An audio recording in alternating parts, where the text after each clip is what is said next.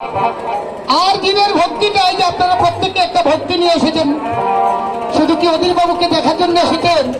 নিশ্চয়ই মনের মধ্যে একটি ভক্তি আছে যে যাই গোবিন্দের মন্দিরে একটু প্রণাম করে আসি আর অধীর বাবুর কীর্তনটা শুনে আসবো। হরিবাবু, এই ভক্তিটাই হয়েছে আগুন তুল্য, অগ্নি সমতুল্য। দিনের ভক্তি অগ্নি হইল প্রবল।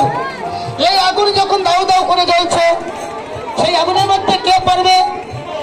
ভূতা স্বরূপ দিতে হয় না। ভূতা হলেন নিত্যানন্দ, হরিনাম কি মহামন্ত্র। নিত্যানন্দ, হরিনাম কি মহামন্ত্র। ওরে ভক্তি দিবেন ভক্তি কর্মসার।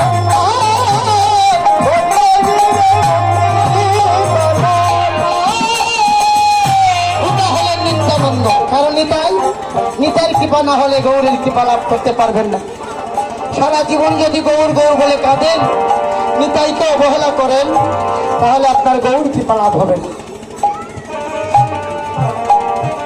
যদি গৌরকে পাইতে হয়, আগে নিত্যানন্দের চরণ ভজন করতে হয়। নিতাই চাঁদের করুণা হলে আমার গৌরের কৃপা হয়। কেন? ওই যে হতে হলেন নিত্যানন্দ, এই হরিনামের আগুনে নিত্যানন্দকে ফেলে দিলেও বলবে না যে আমাকে আগুনে ফেলতে পারবে না। বলবে আমাকে আগুনে ফেলে দাও, তোমরা শুধু বদল রাখবা। এই মধুমাখা হরিনামটি বলো, বলো হরিবল, হরি হরিবল, হরিবল হরি।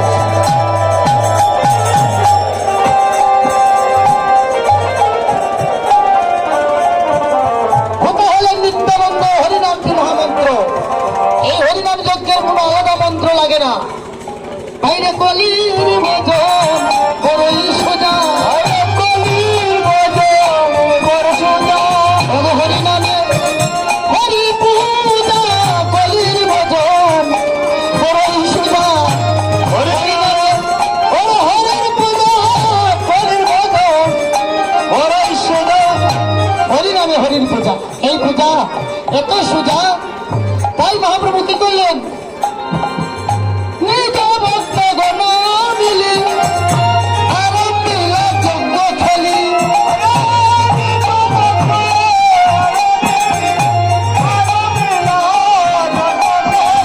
নিজের ভক্তদের অর্থাৎ গৌড়ে 500 জনকে সঙ্গে নিয়ে যজ্ঞ শুরু করেছে, হরিনামের যজ্ঞ শুরু করেছে।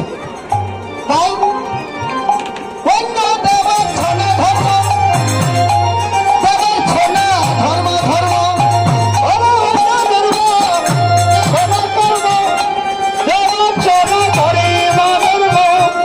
তারা বস্ম হইল ইত্যাদি সকল, হইল ইত্যাদি সকল। অন্য দেবার্চনা ধর্ম ধর্ম,